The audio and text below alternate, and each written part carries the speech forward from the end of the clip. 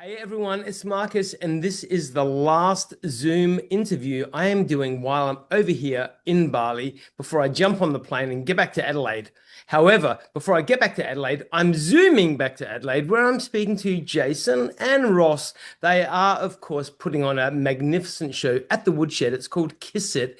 We're going to find out all about it. But first of all, Jason, Ross, how are you? Great, Marcus. Right. Thanks for having us. My pleasure. Cheers, Marcus. Please tell me it's not as humid over there than what it is here, because I'm sticky like you wouldn't believe. Is it cold? Cold here. Very cold, Oh, yeah. Yeah. um, now you guys are massive Kiss fans. I know that. And we're going to talk a bit about that as well. But how did this show Kiss It come all about? Tell me. Well, there was a very landmark concert that took place with TV special now 30 years ago, which culminated in the reunion of the four original KISS members, who further went on to do a full makeup tour, and that was KISS MTV Unplugged, recorded in New York. And this year's the 30th anniversary, and my friend of mine, Ace from the Woodshed, who you know, Marcus, I was kicking around an idea one day saying, hey, why don't we do a 30-year anniversary on the day that it was recorded, which is August 9, 2025. We'll find the best musicians there are in the country to do it. We'll do it note for note. Stage will be exactly the same as the special. It'll be lit production. There'll be a full house. And Ace was like, yeah, who do we get to play? Well, Ross and I have known each other for a few years now. We met on the KISS cruises. Actually, we met at the first KISS convention back in 2017, I reckon it was, 17, yeah. in Melbourne. And I thought, well, who's the best outfit at the minute, the best non-makeup outfit in the country to pull this off? Yep. And of course, it's Ross with his band KISSIT, who are doing great things around the country. So I rang Ross up and I said, I've got this cockamamie idea. What do you think? And I was unapologetic. I said, it's balls and all, note for note. Mistakes will be instantly noticed if it's not right. And we are 3 weeks away from this thing, and Ross has like thrown everything at it. Wow. Yeah. It's been one of those things. It's when we first spoke with Jason, it was like once again, it's always great to talk to Jace because you can't shut us up when we start talking about Kiss. But just that it's such a seminal album for Kiss. Coming off the success of Revenge, but then the tour wasn't so successful, and then they did the MTV thing in 1995 was so successful. Was it 95 August the 9th, Yeah, it was 1995? 95. Yeah, yeah. Yeah. So it was and then they were recording Carnival of Souls, and then that's when they brought Peter and Ace back. So for us, it's just been, geez, this is such a challenge for us as musicians to take on such a seminal album, very very popular with all our hardcore Kiss fans and even non-Kiss fans, because it's one of those albums you just listen to and it's all the songs are fantastic. The performances are just second to none. It's an amazing album. And so we've definitely been working our butts off. And Jack, our bass player from Melbourne, he's coming up this weekend, and we're going to get stuck into it real hardcore with him this weekend. And we can't wait to get down there to Adelaide because it'll be our first time playing at the Woodshed and playing in Adelaide. So, a lot of the work we've been doing has been like Sydney. We put on a gathering there in Sydney at the Bridge in 2023, the night before the Core. Kiss played in the Core Stadium, which was their last show in Australia. And then we've been doing a lot of shows in Melbourne, Cherry Park and the Music Land down there. But where we're so looking forward to getting to Adelaide, play for the guys down there, and and then you see some of the old newsreels, Jace, the old Adelaide newsreel that from 1980, so there's been a lot, a big Kiss following down in Adelaide since 1980. So yeah, it'll be good to get down there.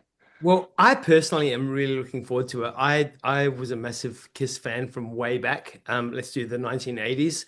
I remember as a Yeah. child, me and my sister, we always used to bug mum for, the latest cereal box, whatever was coming out. And I remember the period, it was the Unmasked album. and there was, I think it was Kellogg's cornflakes. I can't quite remember anymore, but there was the faces of the four bands members that you could actually cut out and wear as a mask. I was always Gene Simmons. My sister was Paul Stanley, I think, from memory, but I was always. Well, yeah. I know, right? And that started my love of Kiss at that period of time. Obviously, that album, you know, Born, Bred, Shandy, etc. But yeah, an incredible, incredible album. I loved it. So yeah, I'm a fan. I'm definitely coming along. Now, I know Fantastic. you guys have both met the band members, haven't you? Was that for me, Mark? Jace? Is that Yeah, I've met quite a few of the band members, and they say that, you know, never meet your heroes because you'll be disappointed. And it's fair to say that of all of them that I've met, You're a and all harsh the horror critic, Jace. stories, I've not met Ace Frehley, and I'm not particularly sorry that I haven't done that. But I've certainly met Bruce. I've certainly met Gene and Paul and Eric and Tommy. Yep. In person, either by having to pay to do it or just by chance. And I must admit, and Ross may concur here, that the nicest person and the sweetest person I met was Peter Criss at the convention. I just heard some stories that he was a little bit this and he was a little bit that, but he was absolutely brilliant. He was in good spirits. And he was just a lovely guy. And you know, Bruce Kulick as well. So. Absolutely, and someone actually made Bruce cry at that convention, which was interesting in its own right. But yes, I have, and Ross has also been on the KISS cruise with me, and we've had a few adventures and way too many Bud Lights and margaritas. I love that. Now, I love your KISS rooms. Your KISS little memorabilia rooms going on there is not that little. You've got quite the collection between the two of you, haven't you? I've got all the KISS cruise framed, all the KISS cruises I've been on that has autographed memorabilia, and the stuff you can't see, Marcus, is the absolute mess in this studio because I've got three drum kits in here that I'm teching up. I'm building a drum kit for the gig on the 9th of August. But getting back to the being true to the actual performance, Ross, perhaps take Marcus through the extent and the expense of what you've gone to get this note for note perfect. Yeah, so we've gone down the rabbit hole of looking at the instruments they use. The Ibanez guitar that Paul used, the Ovation guitar that Bruce Kulick used, the drum kit that Eric Singer was using, and Gene's bass, and actually tried to get instruments that aren't, if we can't get the exact one, we'll get something that's similar of the same era, and the outfits. Like we're trying to mimic all the outfits. The set list is going to be note for note, which is we've bitten off a massive chunk, and we're going for it here. But the outfits has been really fun to try and put those together, and then but yeah, the instruments has been great. We've really enjoyed doing that. I also have I don't know if people remember, when they did it, they played on top of a massive floor mat of Rock and Roll Over. So we've had that banner made up, so that'll be there. There'll be a few surprises too on stage too that we, you guys better look forward to. So it's Marcus, it's a full blown KISS convention too. So this thing kicks off at 3 p.m. There'll be vendors selling memorabilia. There'll be swap meets. There'll be a makeup artist. There may be there's an individual, Gotham Collectibles out in Edinburgh that's a massive KISS fan. He's got a license to sell KISS sneakers that were made in the US a couple of years ago.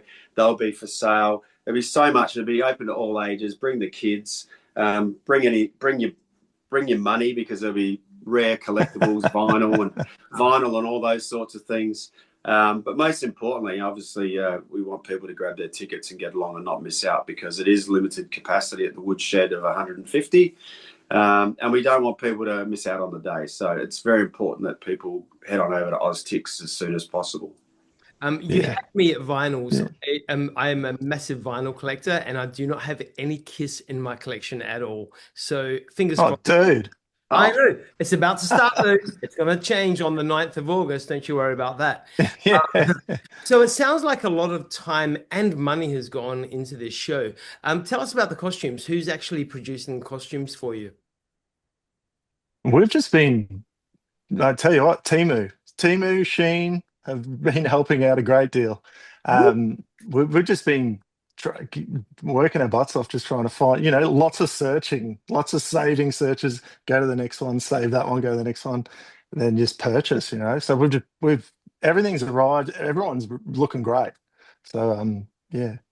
I'm going to ask you both a question. Might have to shave for it though. Might have to shave for this one. We'll see. Well, look, Ross, we're practically hair twins. I mean, we could have been Yeah, raised at birth. What can I that's say? a pretty impressive mane you got there. You know what? You're not doing too badly yourself, my friend. If you fall sick, I'm going to step in. Don't you worry. Yeah. Hey, I'm going to ask you both a question. What does KISS mean to you? Jace. KISS means to me sitting in my bedroom at my grandmother's in front of a flip turntable playing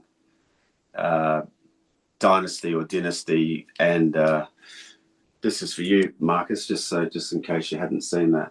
Oh my God. There you go. I love it. I've got a few of them, but yeah, it to me it's a place in time, and it takes you back to a happy place. And I think back to my childhood, and where was I most happy? It was literally sitting on the floor in front of this tiny record player. For those that were born in the 70s would remember them, and using a pair of homemade drumsticks that my grandpa made for me and smacking pillows to Detroit Rock City, to be honest. And that's my best memory of it. And it just takes you back. It's timeless. Yeah. Awesome. And Ross? Yeah, look, Kiss is the first piece of music I ever remember hearing when I was probably, I don't know, as I was growing up. My brother had the 7-inch single of Shandy, which was just in There this we go. cabinet here. So Yes. yeah, it's the first piece of music I ever heard, and She's So European was on the B side. So Yeah. just used to play that all the time. And then from there, it wasn't until I was about 11, which was about 89. No, yeah, 1990 when I was 11. Next door neighbour moved, and he came from Victoria. He brought his Kiss collection with him, and he was just of an age where he just wasn't into it anymore. And he just said, "Here, have this," and it just exploded from there. A lot of his collections in here, a vinyl that he gave me, and then it just turned into a because I grew up in the 80s. It was the non-makeup stuff that I really gravitated towards. And as Hot in the Shade came out, and Revenge, and then Unplugged, Alive 3. So it was but yeah, look, Kiss is always a special place in my heart. It's how I met my partner. It's my kids, they love it too. So it's just Kiss Scooby-Doo. If you've got any young kids out there, get them into that. It's bloody unreal. And like seriously, next to Cold Chisel and next to AC/DC, there is no other band logo that is more iconic. Just the moment you see that. Oh, the branding's insane. Oh my, tremendous. And it has not changed. It stayed consistent the whole way through. Yeah. Like I said, and AC/DC. And Marcus said, make sure there's some stuff at the Woodshed that we've worked on that's just a really awesome branding and signage and stuff that's been handmade that is really has to be seen. We are not mucking around with this. We are right in your face. We are making sure that the diehard Kiss fans know everything and they pick up everything. No, shit, yeah, they're harsh as critics. Enormous amount of pressure on all of us. But I've seen some of the rehearsal footage of Ross and the guys, and I promise you won't be disappointed. I can't even wait. And you know what? Can you please guarantee me when I rock up that I can be first in line at the makeup station? Because instead of wearing a mask, I want the Gene Simmons makeup. All right? Absolutely. You'll be first there. Right. There's lots of things for everyone to do. It's going to be really exciting. For people who haven't seen the Woodshed, it is an absolute brilliant venue. Yes. There'll be no stone unturned in terms of putting on the best possible show we can for KISS fans to celebrate this 30th anniversary. It's going to be absolutely massive. Yeah, this is huge. It's actually going to be Yeah. massive. So if you're a KISS fan, if you're a lover of the music, if you just love just good music in general, get along, everyone, because the Woodshed is an incredible venue. The musicianship behind this show is outstanding. And it's going to be an iconic night that people will be talking about forever. So don't you miss out on it. It's at the Woodshed, Saturday, the 9th of August, everybody. Please get along and support incredible arts and entertainment. Jason, Ross, thank you so much for your time. And I will see you at the show. Oh, and also, by the way, we're also going to do, I was just given approval from the guys. We are giving a double pass giveaway to the show as well. So that will be up online by tomorrow. Get onto it if you want to win a double pass. You got to be quick. I'm going to run it for a very short period of time. So if you miss out, you're going to have to just buy your tickets. Get along, everyone. Jason, Ross, thank you so much. And I'll see you at the show at the Woodshed. Marcus, you're a Awesome. legend. Thank you. Thanks, everyone. Thanks, Marcus. Bye. See you in Adelaide, everyone. Woo!